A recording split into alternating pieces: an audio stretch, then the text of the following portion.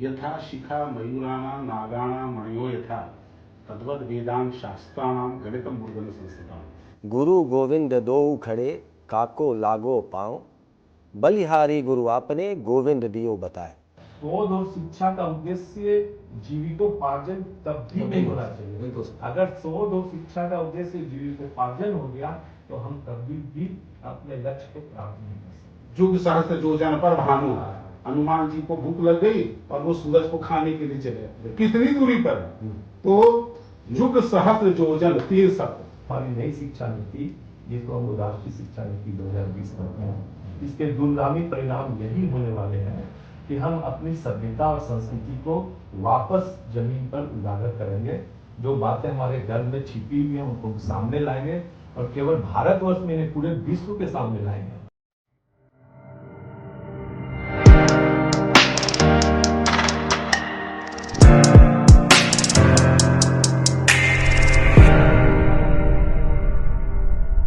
गुरु गोविंद दोऊ खड़े काको लागो पाँव, बलिहारी गुरु आपने गोविंद दियो बताए। ऐसे शब्द को लेकर के आज हम आप लोगों के बीच में हैं, अनपढ़ की टीम के साथ में। हमारे साथ मौजूद हैं विनोबा भावे विश्वविद्यालय के आदरणीय कुलपति महोदय और राजधनवार कॉलेज के प्राचार्य महोदय। इनसे हम शिक्षा जगत के आज जो सबसे अहम मुद्दा है कि आखिर में न्यू एजुकेशन पॉलिसी या नेशनल एजुकेशन पॉलिसी है क्या, इस संदर्भ में हम इनसे बात करेंगे, परिचर्चा करेंगे और सारे मुद्दों पे डिस्कशंस करेंगे। तो सबसे पहले हम आमंत्रित करेंगे और चाहेंगे कि हमारे कुलपति महोदय हम लोगों को न्यू एजुकेशन पॉलिसी या राष्ट्रीय शिक्षा नीति क्या है इसके बारे में अपनी कुछ बातें बताएं। नमस्कार और आप लोगों के प्रति आभार कि आपने इतने अच्छे मुद्दे को आज उठाया है राष्ट्रीय शिक्षा नीति के बारे में। तो इस संबंध में मैं ये कहना चाहूँगा आपको कि भारतवर्ष में शिक्षा के क्षेत्र में क्वांटिटेटिव प्रोग्रेस काफ़ी हुआ है, लेकिन क्वालिटेटिव प्रोग्रेस नहीं हो पाया है। अगर हम विगत इतिहास उल्टा करके देखें तो जब हमारा देश आज़ाद हुआ था 1947 में, तो लगभग 25 के हमारे यहाँ हायर एजुकेशनल इंस्टीट्यूशन थे, यूनिवर्सिटी केवल 25 और 400 के लगभग कॉलेज थे उस समय। आज आपको जान करके आश्चर्य होगा कि कॉलेजों की संख्या 40,000 से ज़्यादा हो गई और विश्वविद्यालय और हायर एजुकेशनल इंस्टीट्यूशन 25 से बढ़ करके 1,000 पार कर गए।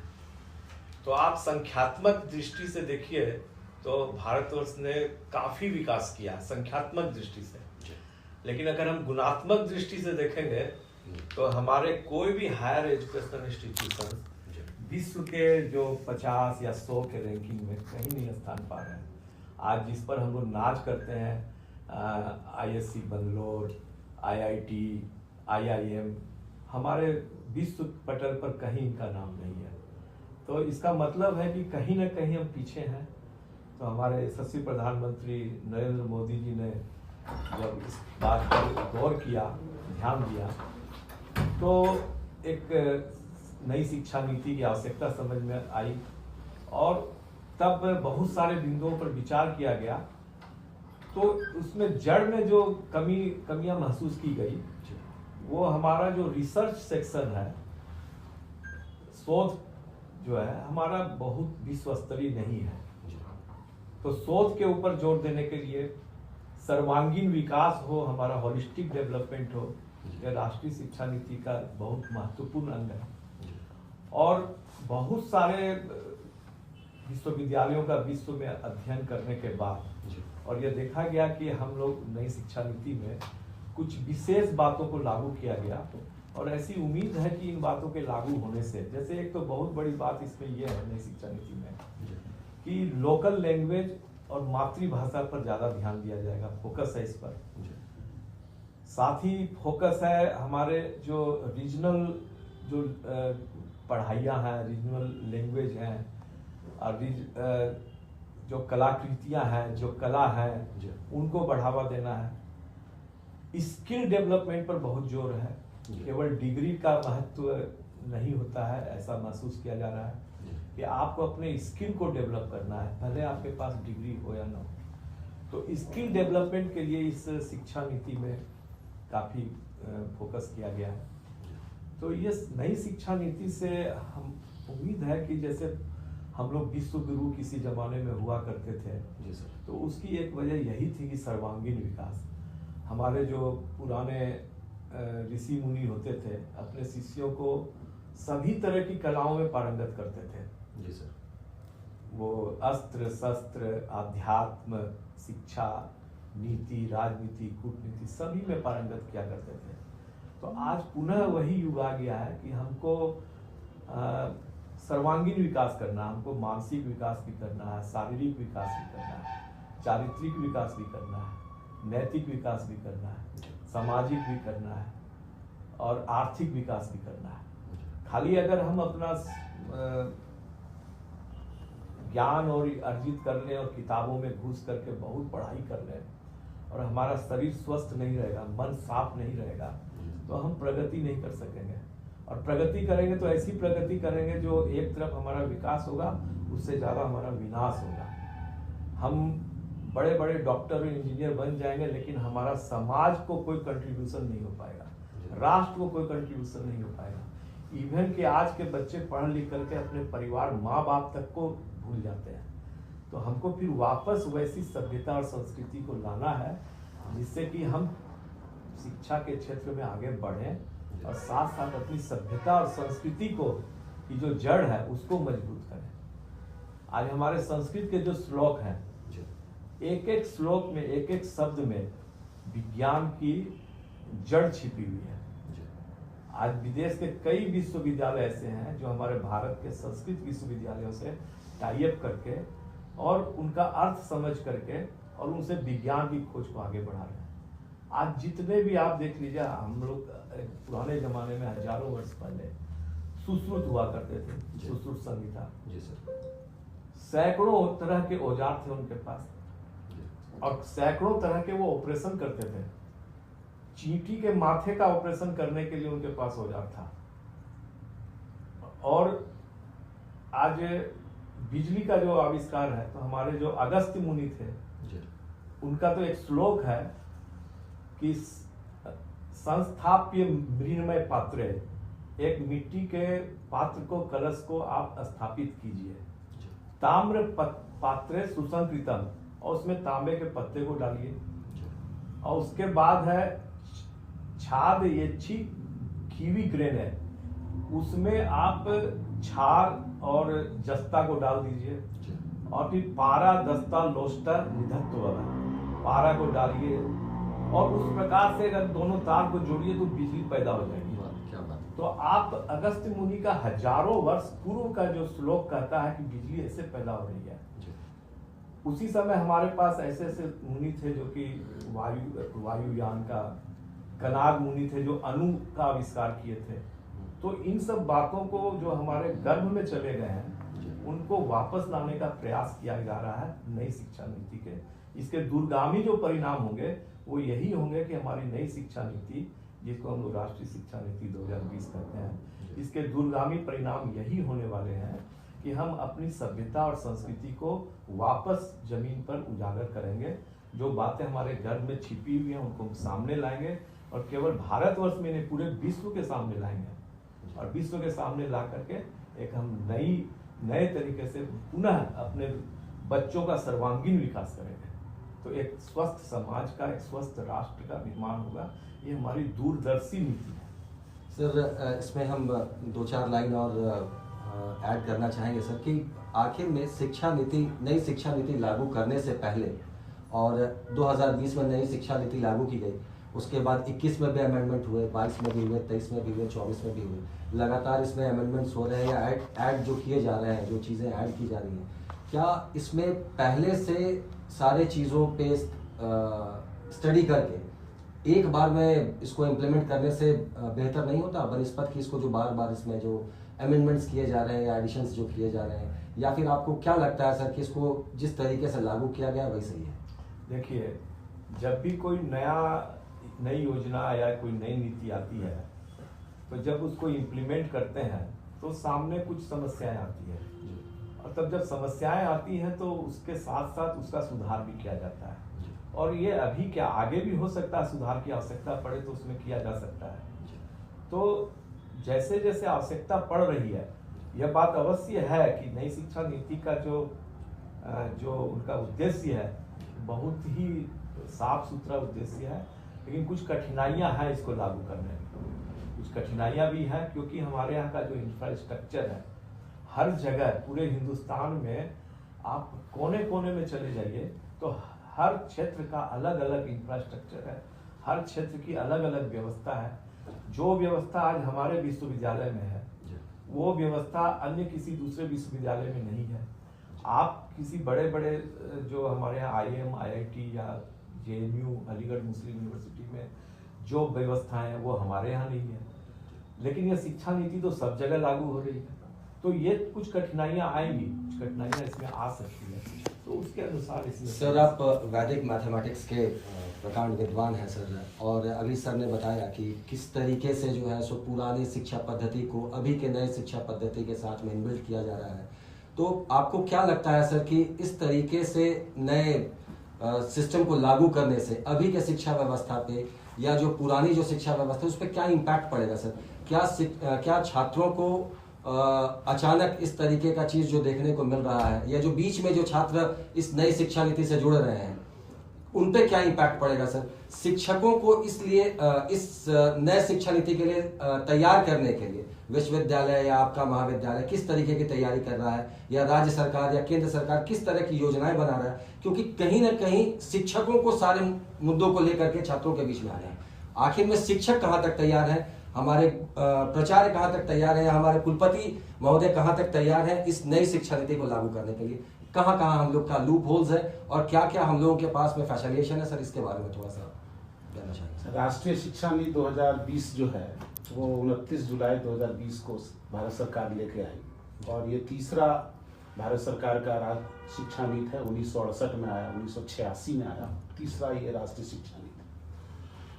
और बेसिकली ये जो फिलॉसफी है जिसपे सर ने बड़ी विस्तार से भी चर्चा किया, वो फिलॉसफी जो है हमारी वैदिक परंपरा से, राष्ट्रीय शिक्षा नीति का जो बेसिक है वो वैदिक परंपरा को ध्यान में रखते हुए और विवेकानंद की फिलॉसफी को ध्यान में रखते हुए उसको लाया गया।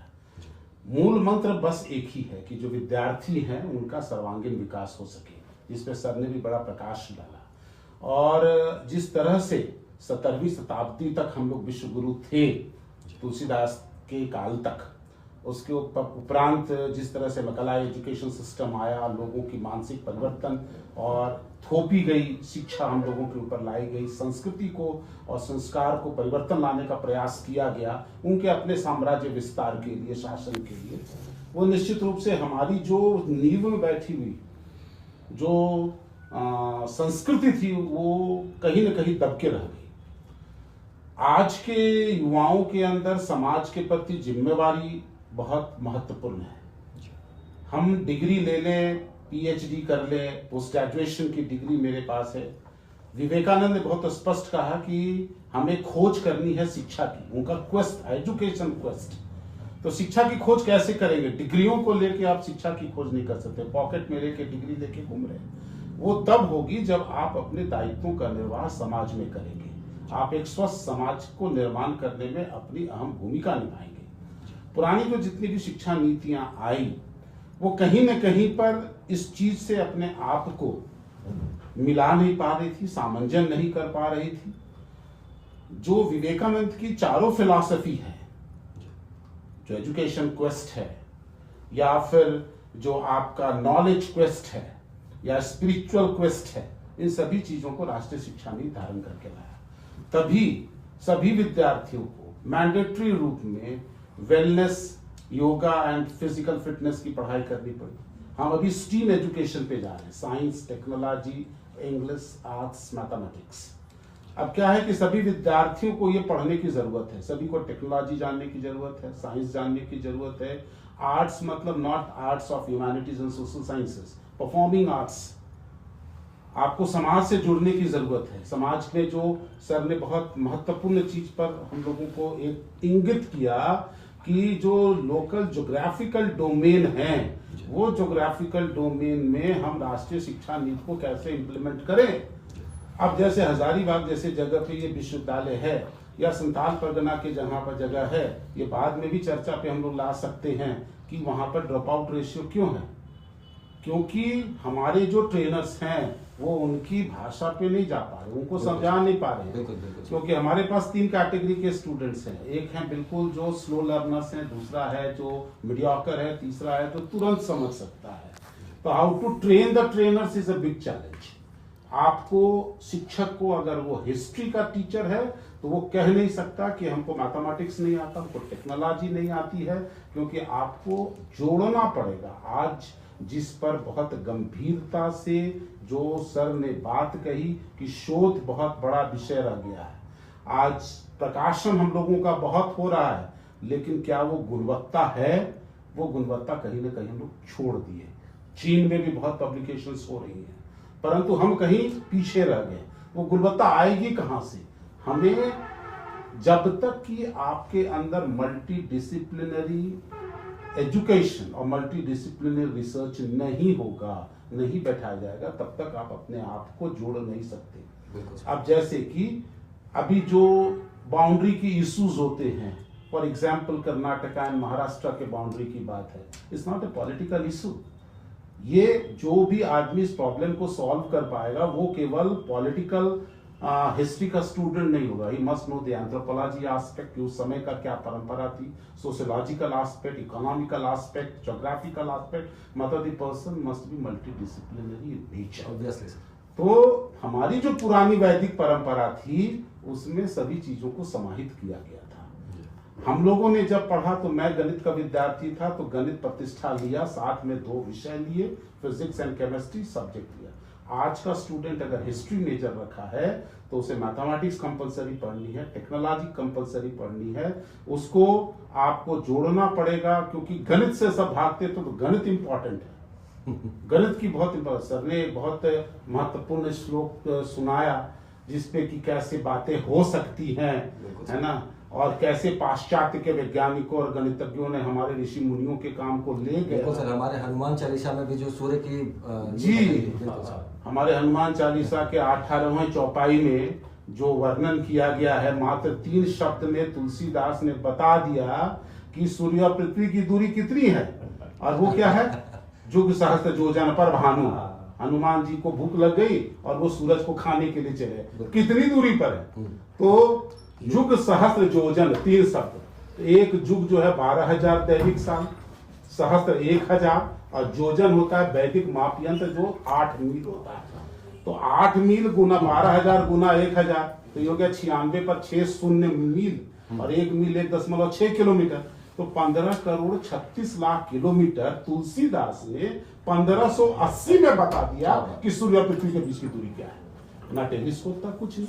और नासा के वैज्ञानिकों ने 20वीं शताब्दी में एक्यूरेट बताया कि सूर्य पृथ्वी की दूरी जो है 14 करोड़ 40 लाख किलोमीटर है, 1 करोड़ का अंतर, 500 साल पहले। और वेदों में जिन गणित की चर्चा की क्यों जरूरत है, क्यों राष्ट्रीय शिक्षा नीति की जरूरत है, क्योंकि भारत सरकार जो है तो भारतीय ज्ञान परंपरा पे बहुत फोकस कर रही है। हमारी चीजें हमारे यंग जनरेशन को नहीं पता है। वाल्मीकि ने कहे हैं कि वाल्मीकि को पता चलता है कि वाल्मीकि लिखते हैं रामायण में, और 6ठे अध्याय के 38वें श्लोक में मेंशन है कि रावण घबरा जाता है कि कितनी बड़ी सेना लेके राम आए हैं। तो उनका जो जासूस है शुक, वो बताता बहुत बड़ी सेना लेकर आए। तो कितनी बड़ी? तो वाल्मीकि लिखते हैं कि एक महाऔध मतलब 10 to the power 62, 1 पर 62 शून्य। अगर हम रामायण को मान के चले तो बोलते 300 BC में लिखा गया, 300 BC में लिखा गया नहीं लिखा गया, ये एक डिबेट का विषय हो सकता है। उतनी बड़ी सेना लेके राम जी पहुंचे कि नहीं, उसमें डिबेट हो सकता है। परंतु वाल्मीकि को इतने बड़े अंक की जानकारी थी जिसपे तो कोई डिबेट नहीं, क्योंकि रामायण में लिखी गई है। तो ये चीज हमारे यूथ को जानने की जरूरत है। हमारे पास उस समय इतने बड़े बड़े वैज्ञानिक थे, तो हमें मल्टी डिसिप्लिनरी एस्पेक्ट पर फोकस करना, multi disciplinary research, multi institutional aspect, जिससे कि विद्यार्थियों के अंदर एक सर्वांगीण विकास हो सके। तभी राष्ट्रीय शिक्षा। चैलेंजेस बहुत है, हम कह सकते हैं मेरे पास बिल्डिंग नहीं है, शिक्षक नहीं है, हमें मिनिमाइज करके उन चीजों, माने जो मिनिमम है उसको मैक्सिमाइज करना है। How to get the maximum output from those teachers, वो महत्वपूर्ण है। सर, आप विनोबा भावे विश्वविद्यालय के कुलपति हैं सर, और हमारी जो नई शिक्षा नीति है या राष्ट्रीय शिक्षा नीति है वो कहीं ना कहीं फोकस है सर कि रिसर्च होने चाहिए सर। तो हमारी विश्वविद्यालय क्या कर रही है सर कि जिससे रिसर्च को डेवलपमेंट में मतलब उन्नति कर पाए हम लोग अपने विश्वविद्यालय के स्तर पे? और क्या हम लोग डीट का जो एग्जामिनेशन होता है जो विश्वविद्यालय स्तर पे होता है उस संदर्भ में हम लोग क्या कर रहे हैं, या रिसर्च को बढ़ावा देने के लिए हमारा विश्वविद्यालय क्या कर रहा है सर, इसके बारे में? देखिए, हम लोग अब इधर के कुछ वर्षों में हमने देखा है, खाली हमारे विश्वविद्यालय में ही नहीं बल्कि सभी विश्वविद्यालयों में, कि रिसर्च की गुणवत्ता के सुधार के लिए बहुत सारे कदम उठाए गए हैं, वो यूजीसी के द्वारा भी और विश्वविद्यालय के द्वारा भी। उसके तहत अब कई लेयर से होकर गुजरना पड़ता है रिसर्चर्स को। उनको मासिक रिपोर्ट देनी पड़ती है, उनको लास्ट में प्लेगरिज्म रिपोर्ट देनी पड़ती है जिसमें कि कहीं पर भी चोरी नहीं करें। उसके बाद उनके जो पब्लिकेशन होते हैं उनकी गुणवत्ता को जांचा जाता है, शोध गंगा साहब, हाँ, उसमें अपलोड किया जाता है। उसके बाद उनके बाहर जो एक्सपर्ट को भेजा जाता है उनकी रिपोर्ट आती है। हालांकि मैं ये नहीं कहूँगा अभी कि ये फुल प्रूफ है, अभी भी इसमें बहुत सुधार की आवश्यकता है। और यह केवल विश्वविद्यालय या सरकार के द्वारा कोई भी नीति या कोई भी प्रोसेस बनाने से नहीं होगा। सबसे पहले है कि आप जो रिसर्चर हैं उसकी आत्मा का शुद्धिकरण होना चाहिए। जो रिसर्चर है वो खुद अगर सोचेगा कि मुझे थोड़ा ही काम करें लेकिन ईमानदारी से करें, और रिसर्च का मतलब क्या होता है पहले इसको समझें। ये जिम्मेवारी हम शिक्षकों की होती है कि जो शोध करने वाले होते हैं उनको पहले शोध का अर्थ समझावें, शोध का उद्देश्य समझावें। अधिकतर शोधकर्ता शोध का उद्देश्य यही समझते हैं कि डॉक्टर की डिग्री मिलेगी, नाम के पहले डॉक्टर लिखेंगे और एक लेक्चरशिप की नौकरी पा जाएंगे। यह कदापि कतई नहीं है शोध का उद्देश्य। शोध का उद्देश्य आप कोई खोज कीजिए, नई खोज कीजिए या पुरानी खोज को ही उसमें सत्यापित कीजिए, उसके ऊपर कोई विशेष काम कीजिए और उसके बाद राष्ट्र को और समाज को कुछ कंट्रीब्यूट कीजिए। ये जब तक उनके दिल और दिमाग में नहीं बैठाएंगे तब तक सुधार नहीं हो सकता। उसके प्रति डेडिकेटेड होना चाहिए। शोध और शिक्षा का उद्देश्य जीविकोपार्जन कभी नहीं होना चाहिए। अगर शोध और शिक्षा का उद्देश्य जीविकोपार्जन हो गया तो हम कभी भी अपने लक्ष्य को प्राप्त नहीं कर सकते। सर, एक चीज़ और ऐड करना चाहेंगे सर इस मामले में, जो बहुत बड़ा मुद्दा उठ के आता है कहीं ना कहीं कि आज शिक्षकों की नियुक्ति या फिर छोटे पैमाने के शिक्षक की नियुक्ति हो या फिर प्रोफेसर्स, लेक्चरर, एसोसिएट प्रोफेसर्स की जो नियुक्ति हो वो जेपीएससी द्वारा या बीपीएससी द्वारा या इस तरीके के संस्थानों के द्वारा किया था। क्यों नहीं सरकार, हम इस मंच के माध्यम से चाहेंगे कि आप लोग अपनी राय रखें कि एक शिक्षकों का एक ऐसा पैनल बनाए जो शिक्षकों के बीच के ही लोग हों, वो शिक्षकों की नियुक्ति करें, न कि कोई जेपीएससी से हो या इस तरीके का कोई संस्था जो शिक्षकों की नियुक्ति करता है और इस तरीके से शिक्षक जो नहीं होता है। जैसे एक प्रोफेसर्स को प्रमोशन देने की बात आती है सर, हम लोग आज चूंकि हम लोग इसको हमेशा फेस करते हैं, प्रोफेसर्स का जो प्रमोशन देने की बात आती है वो जेपीएससी के लोग करते हैं या बीपीएससी के लोग करते हैं या ऐसे लोग करते हैं जो खुद एसोसिएट या असिस्टेंट होते हैं और वो प्रोफेसर का प्रमोशन देने की बात करती है। आपको नहीं लगता है सर कि कहीं ना कहीं ये गलत होता है, या नई शिक्षा नीति में इस चीज को भी रखना चाहिए कि एक शिक्षकों के लिए भी एक अलग ये बनना चाहिए, एसोसिएशन टाइप का बनना चाहिए जो शिक्षकों का ये करे सर, सिलेक्शंस करे? आपको नहीं लगता है ऐसा सर, जिससे सही शिक्षक चुन के आए? देखिए, नीतियां तो सही बनती है, उसका इम्प्लीमेंटेशन कैसे होता है इस पर निर्भर करता है। समय समय पर इसमें परिवर्तन होते रहता है जी। तो मान लीजिए जेपीएससी ही अगर इसकी नियुक्ति करता है तो जेपीसी तो एक एडमिनिस्ट्रेटिव प्लेटफॉर्म हो गया। वो एक पैनल बनाता है जिसमें शिक्षक ही होते हैं पैनल में, बड़े बड़े भाई चांसलर वगैरह होते हैं, वो उनकी नियुक्ति करता है या फिर प्रमोशन में भी ऐसे ही बातें होती है। अब समय समय पर और परिस्थितियों के अनुसार वो जो निर्णय लेते हैं उसमें परिवर्तन होते रहता है, कभी अच्छा हो जाता है, कभी खराब हो जाता है। इसमें सुधार की आवश्यकता है। सर आपको क्या लगता है सर कि जो आज दो तरीके के यूनिवर्सिटीज़ हमारे यहाँ चल रहे हैं सर, एक होता है जो सेंट्रल यूनिवर्सिटीज़ होते हैं, एक स्टेट यूनिवर्सिटीज़ होते हैं, दोनों के इंफ्रास्ट्रक्चर पे, दोनों के शिक्षकों की बहालियाँ पे, दोनों के पढ़ाई के लेवल पे इतना फ़र्क होता है, तो आखिर में जो हमारे झारखंड के छात्र हैं, जो इस तरह के रूरल स्टेट्स के जो स्टूडेंट्स हैं, उन लोगों के बीच में जो डिफरेंसेस होगा सर, उसको कैसे फुलफिल कर पाएगा ये नया शिक्षा नीति? और एक चीज़ और हम आपसे जानना चाहेंगे सर कि ये 5-3-3-4 आखिर में है क्या सर? लोगों को समझ में इस चीज़ को नहीं आ रहा सर कि आखिर में न्यू एजुकेशन पॉलिसी में ये 5-3-3-4 क्या है और उसके आगे फिर बच्चों को क्या करना होगा, ये आखिर में है क्या सर? इसके बारे में थोड़ा सा। बहुत सारे मुद्दों को एक साथ आपने लिया है। बिल्कुल। देखिए, राष्ट्रीय शिक्षा नीति जो है वो इस तरह से फ्रेम आउट किया गया है कि जिन विद्यार्थियों को आवश्यकता इन सेंस में कि राष्ट्र जो शैक्षणिक संस्थान है उसकी जिम्मेवारी बहुत बढ़ गई है। आपके पास विद्यार्थी क्यों आएंगे? जब तक उस विद्यार्थी के अंदर के कौशल को आप निखार के उसको राष्ट्रीय पैमाने पर नहीं लाएंगे, वो विद्यार्थी आपके पास नहीं आएंगे। उसके लिए राष्ट्रीय शिक्षा नीति ने एकेडमिया इंडस्ट्री कोलैबोरेशन किया, जोर दिया कि लड़का जब 6 सेमेस्टर पास कर जाए, रादर 5th सेमेस्टर के बाद, तो उसकी इंटर्नशिप कंपलसरी कर दिया है। अगर आप ज्योग्राफी के भी मेजर हैं या हिस्ट्री के मेजर हैं या फिजिक्स के मेजर हैं, आपको इंटर्नशिप करना पड़ेगा। अब ये चैलेंज जरूर है। मैं जिस सुदूर कॉलेज में, ग्रामीण क्षेत्र के कॉलेज में हूँ, एकेडमिया इंडस्ट्री कोलैबोरेशन की डिफिकल्टी है क्योंकि हमारे पास इंडस्ट्रीज वहां पर है नहीं। लेकिन फिर भी ये हमारी जिम्मेवारी है कि उन विद्यार्थियों को इंटर्नशिप प्रोग्राम कराएं, जिससे कि जो इंडस्ट्रीज के जो प्रॉब्लम्स हैं और जो रियल वर्ल्ड प्रॉब्लम है उसको वो देख सके। दूसरा है स्किल डेवलपमेंट सेल और एंटरप्रेन्योरशिप सेल। ये मैंडेटरी फॉर्म में सभी कॉलेजेस में होना चाहिए। हमारा स्टूडेंट्स भाग रहा है, कॉलेज क्यों नहीं आ रहा? क्योंकि उनको जो कौशल है वो कौशल में अपने आप को निखार सकें। कैसे निखार सकेंगे? किसी के अंदर, मान लीजिए कि हम हजारीबाग की बात कर रहे हैं, यहाँ पर जो थैला फेंका जाता है, पुटुस जंगल है, उस पुटुस के जंगल से हम कैसे स्किल डेवलप कर सकते हैं? उसी पुटुस से बांस की, उसी पुटुस से टोकरी बनती थी, उसी पुटुस से सूप बनता था। वो कहाँ गया?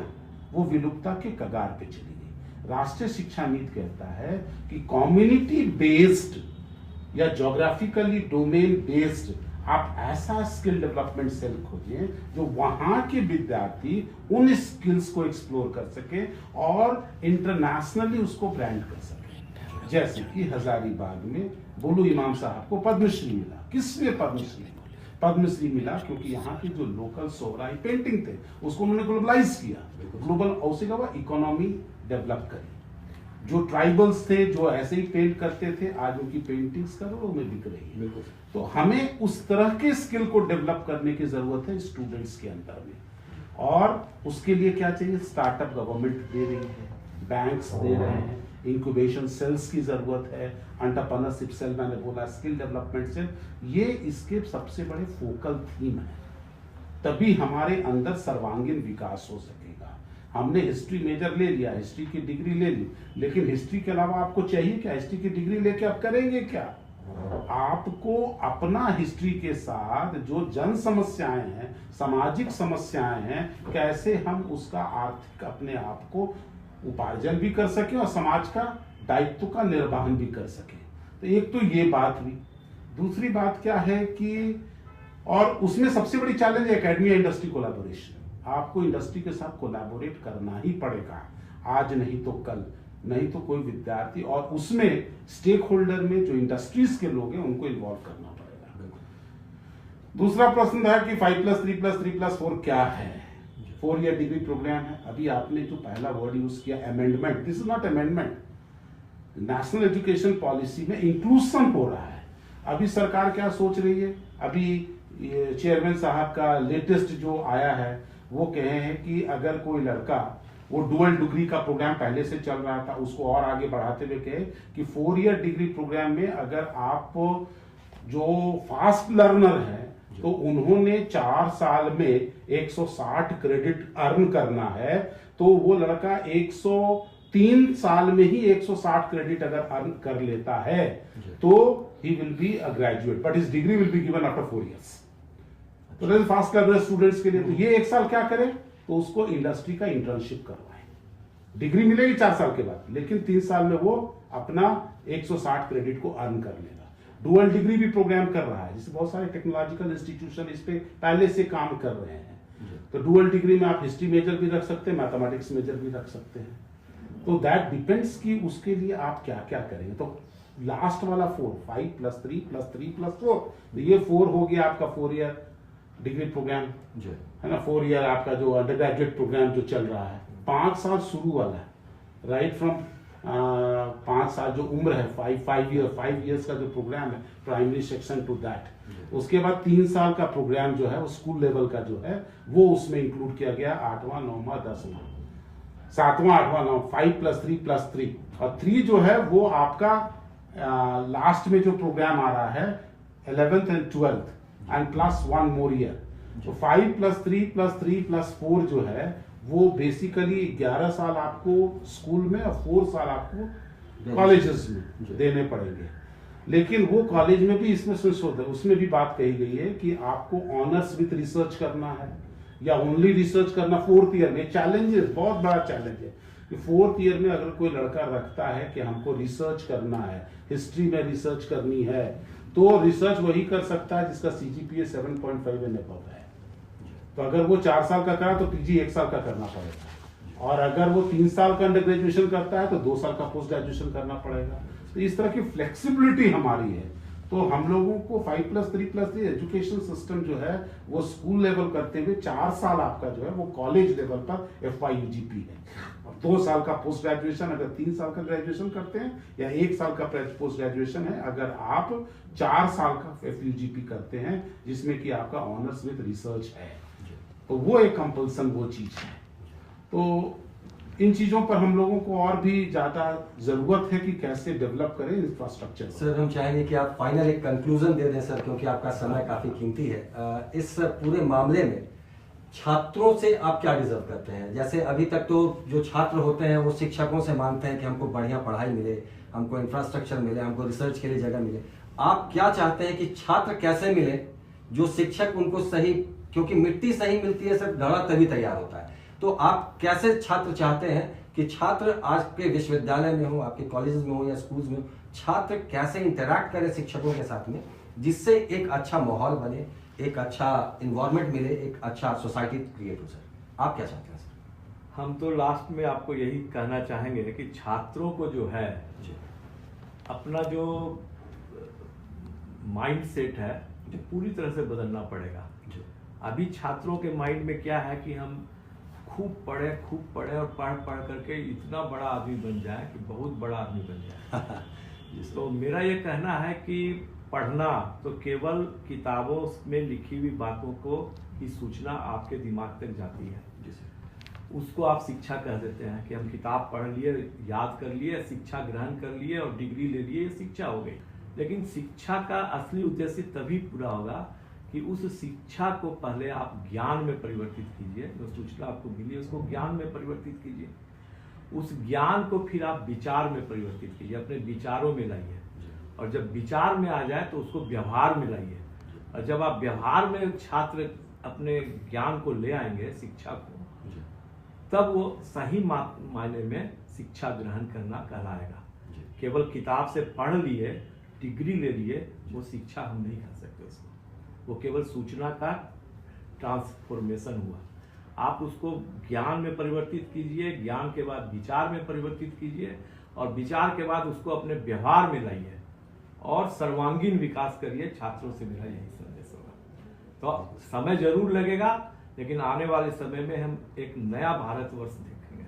बहुत बहुत धन्यवाद सर। सर, बस इसी पे 2 लाइन आप भी सर बताएं कि आप छात्रों से क्या चाहते हैं, कैसे छात्र चाहते हैं सर, जो क्योंकि आप मैथमेटिक्स से हैं सर, और मैथमेटिक्स के फील्ड में आप कैसे छात्रों को चाहते हैं सर, और मैथमेटिक्स से क्या बदलाव लाया जा सकता है समाज में सर? बस इस पे 2 बात आपके तरफ से चाहेंगे सर।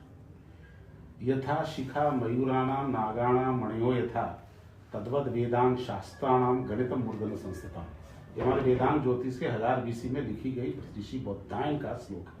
कि जिस प्रकार मोर और नाग, मोर की शिखा और नाग का मणि सबसे ऊपर होता है, उसी प्रकार सभी वेद और शास्त्रों में गणित का स्थान सर्वोपरि। क्या बात है। तो गणित तो सर्वोपरि है, पर इसीलिए हमने कहा कि हम लोग स्ट्रीम पॉलिसी पे काम कर रहे हैं। हर विद्यार्थी को गणित पढ़ना है। अगर कोई भी विद्यार्थी जिसका कि लैंग्वेज एंड मैथमेटिक्स अगर स्ट्रांग होगा तो पूरी दुनिया को वो मुट्ठी में कर सकता है। लैंग्वेज से वो कम्युनिकेशन कर सकता है, बढ़िया तरीके से अपनी बातों को पहुंचा सकता है, अपने विचारों को पहुंचा सकता है, जो सर ने कहा। और अगर मैथमेटिक्स स्ट्रांग है तो लॉजिकली अपनी बातों को पुट अप कर सकते हैं। Mathematics is nothing but a symbolic logic. तो लॉजिकली अपनी बातों को रख सकता है, अपने विचारों को रख सकता है, कम्युनिकेशन कर सकता है। तो विद्यार्थियों को आवश्यक है कि आप फिजिकली मजबूत रहें, जिससे कि विवेकानंद जी ने कहा है कि फुटबॉल खेलते हुए भी आप भगवान को पा सकते हैं। तात्पर्य यह है कि आप शारीरिक रूप से स्वस्थ हो, तभी आप सब कुछ कर सकते हैं। उसके बाद ऐसी पढ़ाई करें जिससे कि आप समाज के दायित्वों को निर्वहन कर सके। कैसा दायित्व कि वृद्धाश्रम में जो वृद्ध रह रहे हैं उसके प्रति भी आपके अंदर भावनात्मक संदेश उत्पन्न। और उन्होंने कहा कि जानवरों की भी सेवा होनी चाहिए। आप कहीं मंदिर में भी जा रहे हैं, पैसे में पॉकेट में पैसा है तो आप पॉकेट में से पैसा निकाल के नहीं दे रहे हैं, तो ऐसी शिक्षा नहीं चाहिए। अगर आपके पास पैसे हैं तो उन्हें जरूर मदद करें। तो दरिद्रों का भी आपने मदद करनी है। तीसरी बात यह है कि आप उस तरह के अपने विचार, अपने जो संवेदनाएं जो हैं अगर विकसित हो गए उस ज्ञान के माध्यम से, तब हम अपने ज्ञान को ला सकते हैं। ज्ञान कैसा? ज्ञान ऐसा कि हम अध्यात्म की ओर अपने आप को जोड़ सकें। नॉलेज उस तरीके का जिससे कि एक सशक्त राष्ट्र का निर्माण हो सके। चरित्र जो मनुष्यों के अंदर का, जो विद्यार्थियों को इतना सौष्ठव हो कि भारतवर्ष एक मजबूत राष्ट्र के रूप में नवनिर्मित हो सके। और इसीलिए 2040-47 तक कहा गया है कि भारत एक पूर्ण विकसित राष्ट्र होगा और 2030 तक संपूर्ण हिंदुस्तान में राष्ट्रीय शिक्षा नीति जो है एक बड़े सुदृढ़ रूप में हम लोगों के बीच में आएगा। इंक्लूसिव होंगे, कुछ डिलीशन होंगे, बिल्कुल, लेकिन उसको अमेंडमेंट्स हम लोग नहीं कहेंगे, क्योंकि समस्याएं क्या हैं, कैसा लोग सोचता है। तो विद्यार्थी जो है अपने आप को पुण्य समर्पित भाव से गुरु और शिष्य की जो परंपरा है उसको मजबूती से निभाते हुए एक बिल्कुल सशक्त समाज का निर्माण करे। और तभी राष्ट्रीय शिक्षा नीति का जो फ्रेमवर्क है उसमें अपने आप को अडॉप्ट करे, तो निश्चित रूप से जो विद्यार्थी है वो कल का जो भविष्य है वो काफी मजबूत होगा और भारत पुनः विश्व गुरु बनेगा। 21वीं शताब्दी में जरूर बनेगा। बहुत बहुत धन्यवाद सर, आप लोग ने अपना कीमती समय दिया हम लोगों को, और अनपढ़ के माध्यम से लोग पढ़ पाएंगे, समझ पाएंगे कि आखिर में नई शिक्षा नीति क्या है। बहुत बहुत धन्यवाद सर। तो अभी आप लोगों ने देखा कि किस प्रकार से माननीय कुलपति महोदय और माननीय प्राचार्य महोदय ने हम लोगों को कितनी खूबसूरती के साथ में नई शिक्षा नीति के बारे में सारी बातों को सामने रखा, जानकारी उपलब्ध कराई। आप लोग ज़रूर बताएं कि आप लोगों को ये पॉडकास्ट कैसा लगा, और हमारे चैनल को लाइक करें, सब्सक्राइब करें। बहुत बहुत धन्यवाद। जोहार।